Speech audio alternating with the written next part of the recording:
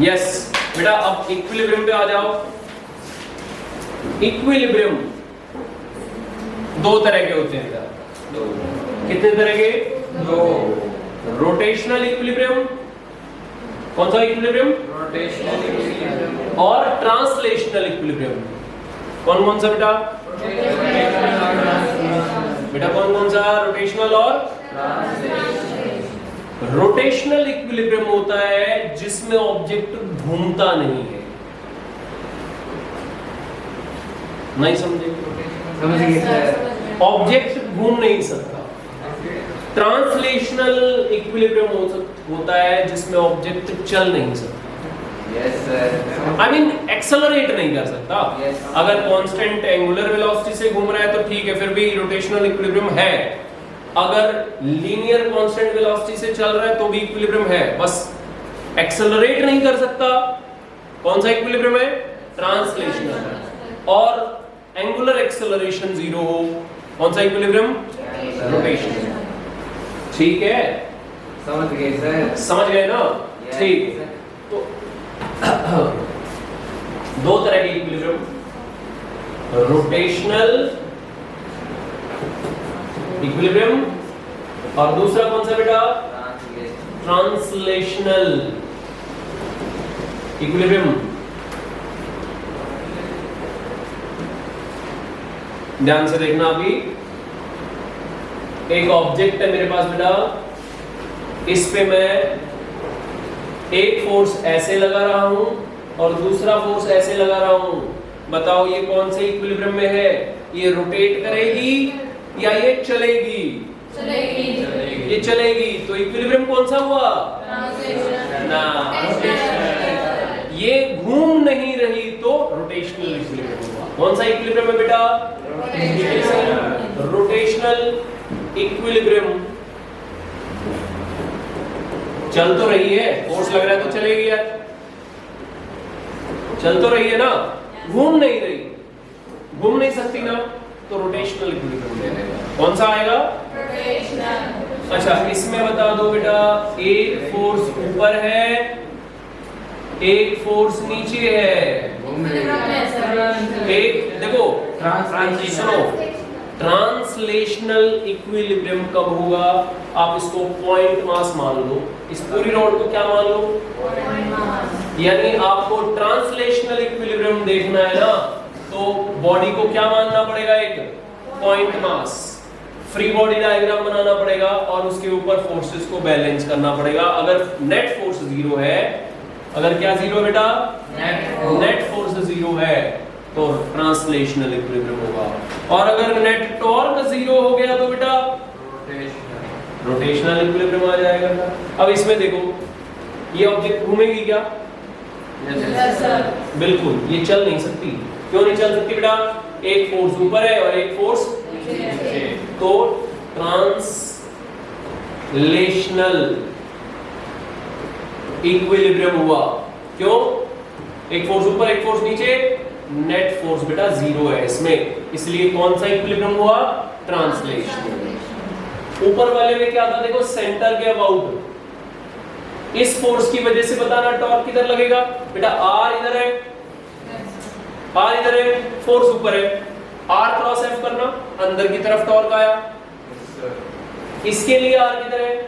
ये रहा, बाहर की तरफ। इसमें बाहर आया, तो एक टॉर्क टाउ अंदर लग रहा है और एक टॉर्क बाहर लग रहा है।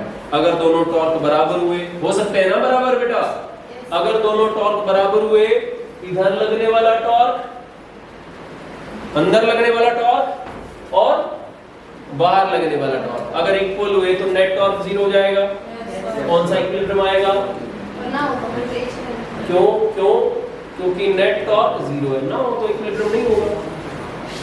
यही बात है ना, नहीं हुए तो इक्विलिब्रियम नहीं होगा। इसमें बताओ, इसमें टॉर्क लगेगा क्या? Yes sir. ये देखो, इस फोर्स की वजह से इसका टॉर्क इधर है, ऐसे अंदर की तरफ है, और एक बार जरा बताओ, इस फोर्स की वजह से बेटा टॉर्क अंदर की तरफ ही है, तो ये ऐसे घुमाएंगे, ये दोनों फोर्सेस इसको एंटी क्लॉकवाइज घुमाएंगे, सॉरी क्लॉकवाइज घुमाएंगे, दोनों फोर्सेस कैसे घुमाएंगे? क्लॉकवाइज। इसकी वजह से भी टॉर्क अंदर और इसकी वजह से भी टॉर्क अंदर। सो नेट टॉर्क जीरो तो नहीं हो सकता क्योंकि दो चीजों का सम जीरो। समझ गए ना? दोनों टॉर्क सेम डायरेक्शन में है तो ऐड ही होंगे ना। Yes sir. बेटा दोनों टॉर्क, ये वाला टॉर्क भी अंदर और ये वाला टॉर्क भी अंदर, तो दोनों टॉर्क सेम डायरेक्शन में ऐड होंगे कि नहीं होंगे?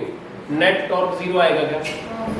तो इसमें तो नेट टॉर्क तो जीरो नहीं है, नेट टॉर्क जीरो नहीं, तो रोटेशनल इक्विलिब्रियम भी नहीं होगा। क्लियर है ये पॉइंट?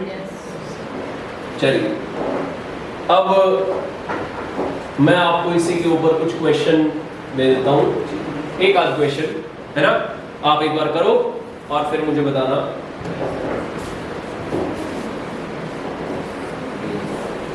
ये बेटा सीसो है, सीसो समझ रहे हो ना? सीसो, यस सर। इसमें बीच वाले पॉइंट पे ये एल लेंथ की रॉड है। कितनी लेंथ की रॉड है बेटा? तो सेंटर पे इसको बैलेंस किया गया है। कहां पे बैलेंस किया गया है? इधर वाले किनारे पे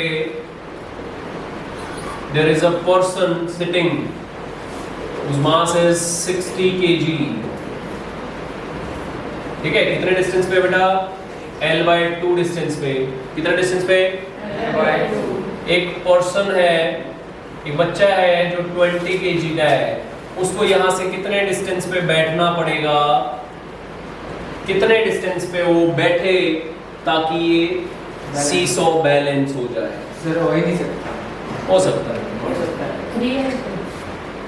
हो सकता है या नहीं हो सकता? नहीं हो सकता। नहीं हो सकता क्योंकि सर ठीक वो है। आखिरी में बैठा है। चलिए मैं इसको ज्यादा हैवी कर दूं, 120 kg कर दूं, अब हो जाएगा क्या? अब हो जाएगा।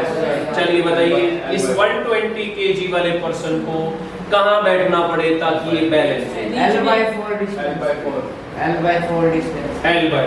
ओके, तो जरा देखिए कैसे बेटा L/4 बैलेंस कब होगा?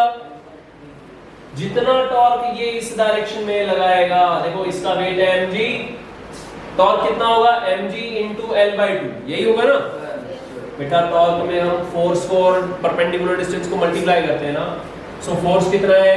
mg L/2 और परपेंडिकुलर डिस्टेंस L/2। सो देखो इसने कितना फोर्स लगाया? mg L/2 mg, L/2 देखो F1, ये F1 मान लीजिए, F1 इंटू इसका परपेंडिकुलर डिस्टेंस है D1, किसके बराबर होगा? इसने कितना फोर्स लगाया? F2, और इसका परपेंडिकुलर डिस्टेंस कितना है बेटा? L/4 D2 है ना? इस फॉर्मूला को एक नाम और लेते हैं, इसका एक नाम से और बुलाते हैं इसको प्रिंसिपल ऑफ मोमेंट्स।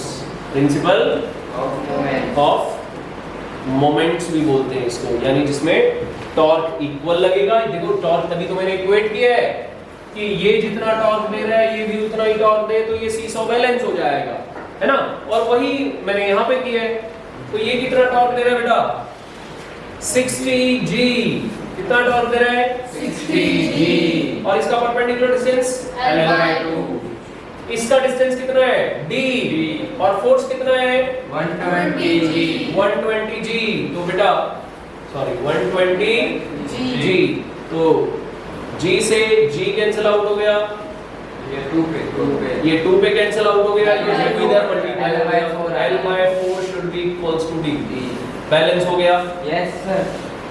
ठीक है, इस तरह के क्वेश्चंस कर लोगे? कर लेंगे सर। Okay good.